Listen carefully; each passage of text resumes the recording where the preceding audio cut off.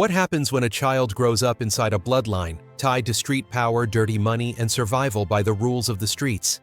What if the men who teach you are not teachers, but notorious kingpins? If the first rule you ever learn is not the law, but the rule of silence to stay alive? This is the world BG grew up in inside the Galley family, a street power network in Uptown, New Orleans. Who are the Galley family? How did they shape BG? And why are there people who never truly get the right to choose their own path? In this video, we are going to expose what has never been told. Are you ready? The story begins in the Frere neighborhood, Uptown, New Orleans. A city with two faces. One face built for tourists. Music playing all-night festivals, culture, a city that looks like it never sleeps. But one face is never promoted. The neglected housing projects, where violence shows up before opportunity, where the future is not promised, only fought over. Power does not live inside government offices, but in last names everyone knows, yet never says out loud. Here the police are not the ones who decide how the game is played. They only show up after everything is already over. The reputation of the Galley family was enough to make even the police think twice. Children in Frere do not grow up on moral lessons. They grow up on survival instincts, knowing when to stay silent, knowing when to move out of the way. This is a place where street rules are stronger than the law. Frere does not raise dreams. Frere teaches you how to survive. And in the shadows of that neighborhood, a boy named Christopher Noel Dorsey was born on September 3, 1980. From a very young age, he was already facing the harsh realities of street life. Christopher's father was largely absent during his early years. When he was just 12 years old, his father was killed during a failed robbery. No final words. No closure, just a sudden void and a cold lesson. The streets teach very early. Men in this world can disappear at any moment. His father's death was not just a personal loss. It was the moment Christopher was pushed straight into the adult world, before he even understood what safety meant. From that point on, anger, distrust, and constant alertness became part of his everyday life.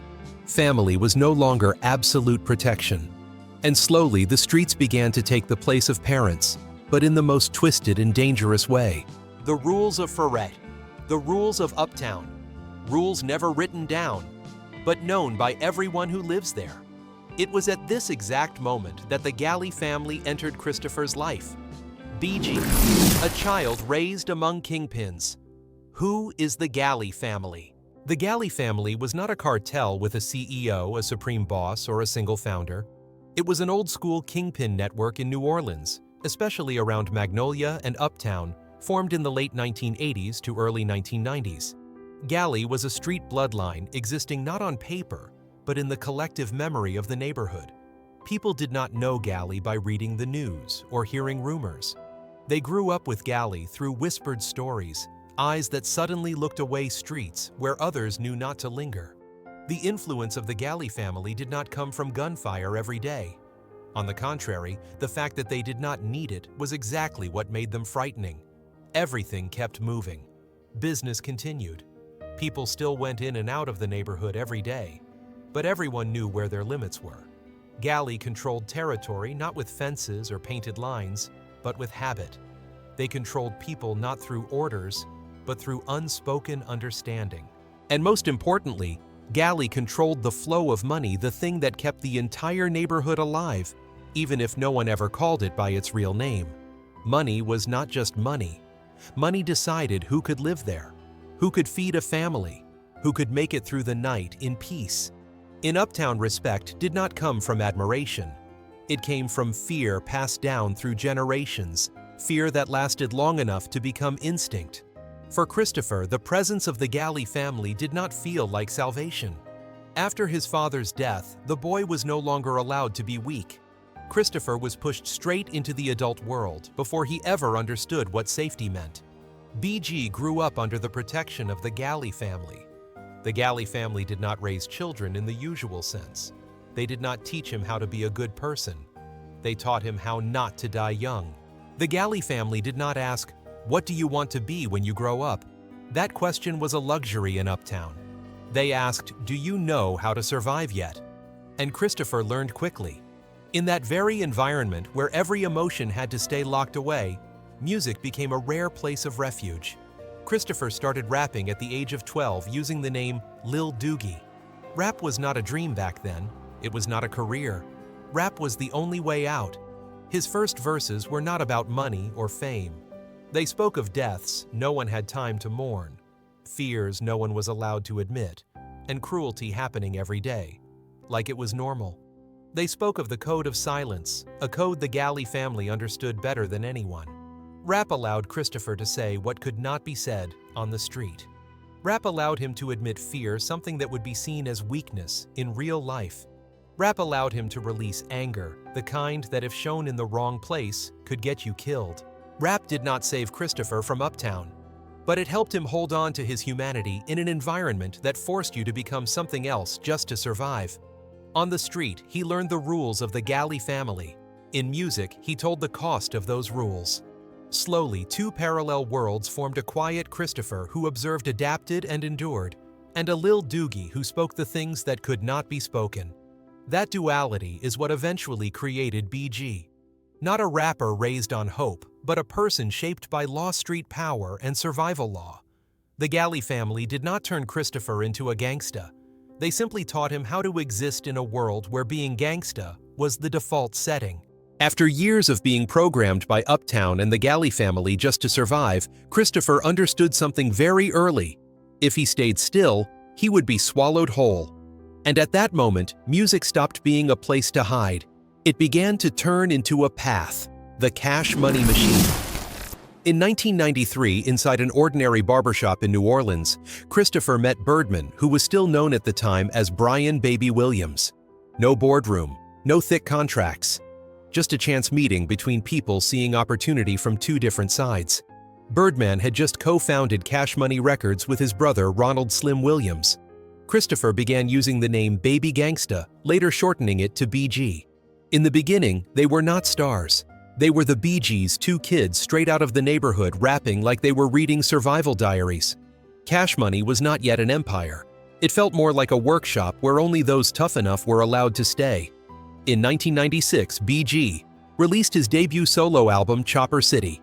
No flash, no polish. The music smelled like hot concrete, old guns, and the code of silence. Just 1 year later, he accelerated with It's All on Uvalde 1 and It's All on Uvalde 2, as if he understood that time never favors kids raised by the streets. But the real turning point did not come from his solo work.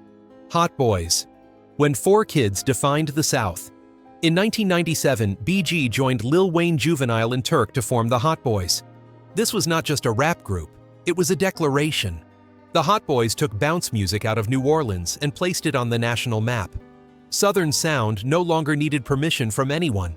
Their debut album, Get It How You Live, dropped in October 1997 and sold 400,000 copies, an unthinkable number for Southern rap at the time. But that was only the warm-up. In 1999, Guerrilla Warfare arrived. Produced by Manny Fresh, the album went platinum, reached the top 5 on the Billboard 200 and hit No. 1 on the R&B and hip-hop chart. New Orleans was no longer overlooked. It became the epicenter. But for people raised by the streets, money is never just money, it is power. And power always brings conflict. Bling bling when one phrase changed culture. On April 20th, 1999, BG released his solo album Chopper City in the Ghetto. It sold 140,000 copies in its first week and eventually went multi-platinum. But what truly cemented this album in history was a phrase. Bling Bling reached number 36 on the Billboard Hot 100. More importantly, it changed the vocabulary of popular culture. In 2003, Bling Bling was officially added to the Oxford English Dictionary. From Uptown streets, a phrase stepped straight into global language. But then, in 2001, everything began to crack. The breakdown. When Cash Money was no longer home. At that point, BG, Juvenile, and Turk left Cash Money over financial disputes and accusations of poor management. The Hot Boys. The group that had defined an entire region fell apart. Their third album, Let 'Em Burn, recorded between 1998 and 2000, was only released after the group had already split. More than 2 decades later, the Hot Boys have never fully reunited. The success of the Hot Boys once shook the entire South. Money poured in. Fame exploded. But the streets never care how many records you sell. To them, there is only one question: did you really make it out? And in the case of the Hot Boys, the answer was never. The streets collect their debts. No one truly escapes Uptown. In 2006, after the Hot Boys had fallen apart and each member went their own way, Turk was never able to fully cut ties with his old life. Not on stage, not in the studio, but in real life. A serious incident unfolded in New Orleans, a shooting that led to second-degree attempted murder charges. Turk was arrested, taken to trial, and ultimately sentenced to 14 years in prison. For Turk, this was more than a criminal sentence. It was a brutal reminder of one truth: you can leave the group, but it is never easy to leave the environment that raised you. Turk served time while the outside world kept moving. Music evolved, a new generation rose, and the name Hot Boys slowly faded into legend. In 2012, Turk was released. He walked free after 6 years carrying a free body into a world that no longer looked the same. Turk had just stepped outside. Not long after, it was someone else's turn to step in. BG, the federal case. Unlike Turk, BG's story did not explode in a single night. It was not one violent moment, not a sudden mistake. BG's story was a straight line stretching across decades from his Uptown childhood through the Galley family into a lifelong habit of always being on alert. One day in November 2009 in New Orleans, BG was pulled over during what appeared on paper to be a routine traffic stop. No chase, no shots fired, no drama. Just 2 words: pull over. But as police approached the vehicle, everything changed. Inside the car were 3 firearms, 2 of which had been reported stolen. There were also magazines, ammunition, and illegal narcotics. Under federal law, this was no longer a minor violation. It was a systemic problem. Things escalated further when BG was accused of interfering with witness testimony, a charge the justice system views as a direct challenge to its authority. And once federal prosecutors stepped in, there was no room for error. In July 2012, the sentence was handed down: 14 years in federal prison. No leniency for fame, no exceptions for musical legacy. In the eyes of the court, BG was not a hip-hop legend. He was simply a man who never fully stepped out of the street's shadow. The timing was chillingly symbolic. Turk had just been released. BG was just being locked away. No reunion, no full celebration, only a ruthless rotation. One man walking out to breathe free air, another being led through iron gates where time moves slower. Turk went to prison because violence never truly sleeps. BG went to prison because the past never agrees to stay behind. It was no coincidence. And that was the moment the Hot Boys legend officially entered its tragic chapter, where music was no longer enough to shield them from the bills the streets send late. But never forget to collect. The Galley family legacy. What never truly disappears. There is one truth BG understands better than anyone else. You can change your role, but you can never erase your street record. When BG reached the top, when Bling Bling echoed across national radio, when the name Hot Boys became a symbol of the South, Uptown did not celebrate. Uptown remembered. In that place, people do not ask, "Where are you now?" They ask, "Do you still remember who you are?" And with the Galley family, that question is never rhetorical. The Galley family does not appear under stage lights, but they are always present behind the scenes. Not to control every step, but to make sure nothing is forgotten. Old connections, the people who once provided cover, who once stood on the same corners, who knew when to stay silent, do not disappear when you sign a new contract. Old promises, even those spoken only through a look or a nod, still carry weight. In Uptown, promises do not expire. The more famous BG became, the more those ties were pulled tight. Every time he returned to New Orleans, every time he appeared in the old neighborhood, expectations quietly reactivated. No one said it out loud, but everyone was watching, waiting to see which side he would stand on. Street family does not let go of you even when you want it to. They do not need to hold you back. They only need to remind you. BG released Freedom Does Not Arrive with Music. In September 2023, after 11 years locked behind federal bars, BG stepped outside. No stage lights, no cheers, no welcome home party waiting beyond the gate. Just a quiet moment as a heavy steel door slid open and a man walked out after nearly a decade and a half of his life had been taken away. It was not a moment of liberation. It felt more like a change of state. BG did not step straight into freedom. Under federal conditions, he was not allowed to go home, not allowed to return to Uptown, not allowed to walk the streets that had shaped his entire life. Instead, he was sent directly to a halfway house, a place for those who are out of prison, but not yet allowed to live as free men. A halfway house is a gray zone. No bars in front of you, but invisible bars around your life. You can go outside, but on a schedule. You can speak, but within limits. You can dream of freedom, but every move stays under the system's watch. For many, it is just a transition stop. For BG, it was another lesson no easier than prison itself. Learning how to survive when you are no longer locked in, but not yet fully released.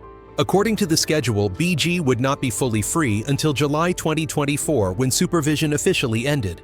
Until then, every decision had to be calculated. One wrong meeting, one careless word, one step outside the rules, and everything could send him back. After 11 years inside, BG understood better than anyone that the federal system does not hand out second chances easily. But even when the law still holds you, the past does not need permission to return. As soon as news of BG's release spread, one name immediately moved back to the center of the story quietly without surprise, but with weight: Birdman. The man who first met BG in a New Orleans barbershop in 1993. The man who saw an uptown kid with a raw voice, but eyes that already understood too much about life. The man who helped build Cash Money with him, who watched the Hot Boys rise, become icons, and then collapse through prison sentences, violence, and years of silence. Birdman publicly welcomed BG home when he was released. Not with a long speech, no press release. Just a few images, a few words, but enough for the entire hip-hop world to understand one thing: family is still here. That moment carried more meaning than it appeared. To outsiders, it looked like an emotional reunion between two names that once made history. But to those who truly understand the story, it was the closing of a circle that had never really been broken. BG went to prison, but Cash Money never erased him from memory. Birdman did not need to say much, because that bond was never built on contracts, but on the same environment, the same era, and the same way of surviving. But when BG walked out through those iron gates, the world outside was no longer the same. 14 years in federal prison is long enough for a city to reinvent itself, long enough for a culture to rewrite its own rules. The Hot Boys, once powerful enough to shake the entire South, had drifted into the past. Rap no longer runs on street buzz or hood validation. It runs on streaming on TikTok, on cold algorithms that do not care who you are or who you used to be. A song that does not circulate might as well never exist. There is no time for history, no patience for legends. The new generation does not wait, does not bow, and does not relearn the unwritten rules that once helped OGs survive another era. BG returned to New Orleans, but the city did not stand still for him. It was younger, faster, louder, and harsher. Streets he once knew by heart were now filled with unfamiliar faces. Eyes that once carried respect now held curiosity, or worse, indifference. This is the most brutal moment for an OG stepping back into freedom. There is no gray zone, no time to adjust. Either you become a figure respected from a distance, or you get swallowed by the very generation that grew up on the foundation you once laid. And for BG, the real battle is not whether he can still rap, but whether he can survive in a world that has already decided to keep moving forward without waiting for him to catch up. BG, today, 2026, real life after prison. When BG walked out of federal prison, many believed the story was finished. But in the American justice system, release never means being fully let go. As of now, BG remains under supervised release. For a rapper, the most dangerous thing is not the streets or weapons, but words.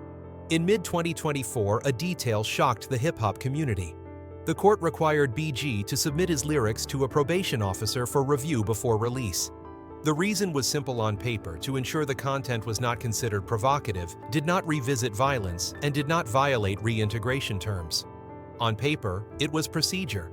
In reality, it was a thin line between security and freedom of expression. For BG, that demand was not just artistic control. It brought back the feeling of being suffocated, something he had lived with for more than a decade. But this time, instead of staying silent, BG fought back. Not with anger, but with attorneys' legal arguments and the patience of someone who understands the system from the inside. That fight worked. He regained broader creative freedom and no longer had to submit every line for approval. It was not just a personal win. It was a statement that a convicted man still has the right to tell his own story. Assets of $200,000. Not a big number, but a real one. When people talk about BG, many still assume he must be a millionaire. Hot boys, cash money, platinum albums, sold-out tours. But the reality after everything is that BG's recorded net worth sits around $200,000. Not because he never made more than that, but because what remains in the end is what tells the truth. $200,000 is not the wealth of a superstar at his peak. It is the wealth of a survivor. More than a decade in federal prison erased income streams, cut contracts, and dissolved the revenue rap once brought him. Legal fees, supporting family. Years without touring, without releasing music, without earning money in any form. Every year inside did not just take time, it slowly ate away at everything else. And when BG stepped back outside, what he had was not a financial empire, but just enough of a foundation to start again. A modest home, a low-key vehicle, and enough money to avoid being pulled straight back into the streets. Music career, 2025, 2026. A return that is quiet but undeniable. By late 2024 and into early 2025, BG released the album Freedom of Speech, a title that could not be more direct. This was not an album chasing trends, nor an attempt to reclaim the spotlight. It felt more like a slow declaration, where BG spoke about freedom, prison, family, and the cost of years spent in silence. Freedom of Speech is not a nostalgia project. It does not try to recreate the Hot Boys era. Instead, it places BG firmly in the present as a grown man who understands that every word carries consequences. The music is darker, less flashy, but sharper.